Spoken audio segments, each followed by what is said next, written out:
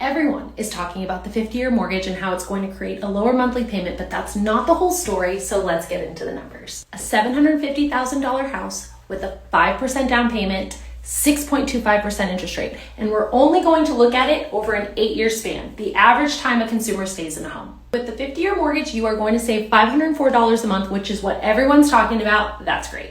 But that's not the whole picture. It gets a little bit dicey. For the 50-year mortgage, you are going to spend an extra $14,186 in interest over an 8-year span. But here's the part where I feel like everybody's missing, and here's where it gets practical. So when you're looking at a 50-year loan, you are only going to have paid down about $21,000 in principal. That means you have $21,000 8 years later that you've built up in equity, versus the 30-year loan where you have $83,000. That's 4 times the amount. Why does this matter? When you get ready to sell your house, it costs money. You have to pay the realtors, you have to pay the title company.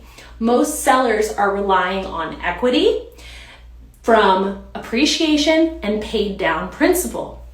Because you only have $21,000 in principal, you are almost exclusively relying on appreciation to be able to sell your house. So when I'm working with clients, most of my sellers are using that big chunk of money that they've paid down in the principal in their home to put into another house. Here's the problem with the 50-year mortgage. That chunk of money isn't going to be so big. So the bottom line is, yes, is your monthly payment going to be less? It will be.